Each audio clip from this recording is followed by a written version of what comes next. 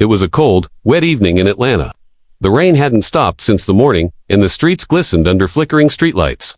Most people had already retreated into the warmth of their homes.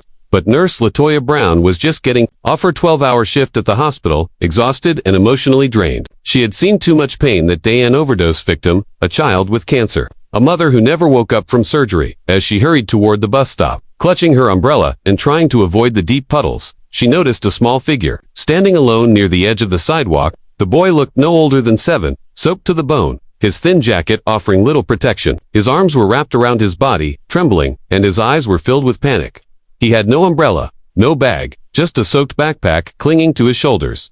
Latoya paused. She could have kept walking. She was tired, hungry, emotionally spent, but something about the boy's eyes stopped her. She walked over slowly. "Hey there, sweetheart," she said softly, kneeling down. "Are you okay? Where's your mommy or daddy?" The boy shook his head, lips quivering. "I got lost. My daddy was parking the car, and I wanted to find the store. I thought I could remember the way, but I can't find him. I can't find him." Tears welled up in his eyes. Latoya immediately took off her coat and wrapped it around the boy, shielding him from the rain as best she could. "What's your name?" she asked, gently brushing wet curls from his forehead. "Isaiah," he sniffled. "Okay, Isaiah. My name's Latoya. I'm a nurse. I'm going to help you find your dad." "Okay, you're safe now." The boy nodded, still crying, but visibly calmer. Latoya held his hand tightly as they walked to a nearby diner, the only open place with lights still on. She ordered him a hot chocolate and asked the waitress if she could use the phone, while Isaiah sipped the warm drink. She called the police, explaining the situation. The officers said they'd be there soon.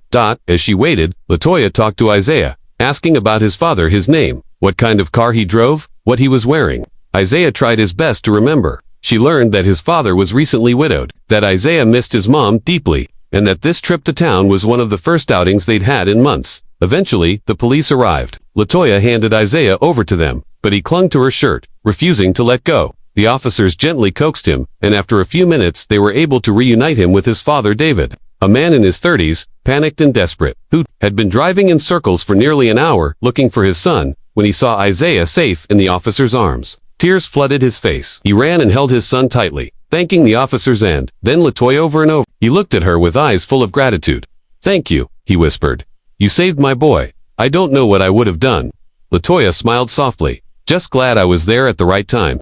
She was about to leave, but David stopped her. Can I buy you dinner? I mean, it's not much, but I feel like we owe you more than just words." Latoya hesitated, but there was something sincere in his voice, something broken, like hers. She agreed, mostly because her heart felt heavy, and maybe, she thought, a warm meal and company wouldn't be the worst thing in the world.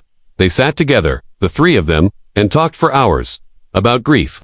About raising children alone. About the burden of carrying pain in silence. David told her how hard it had been since his wife died. Latoya shared how she had lost her younger brother to gun violence, and how that pushed her to become a nurse. That night changed everything. What started as an act of kindness led to something neither of them expected. They began seeing each other. Slowly, gently, carefully, healing one another in ways neither thought possible. A year later, Latoya stood on a small porch, holding a bouquet in her hands. Isaiah, now 8, beamed in his tiny tuxedo beside her. David waited with tears in his eyes. She was no longer just a nurse or a woman walking home in the rain. She was a mother, a wife, a survivor who had found love, not in comfort, but in compassion.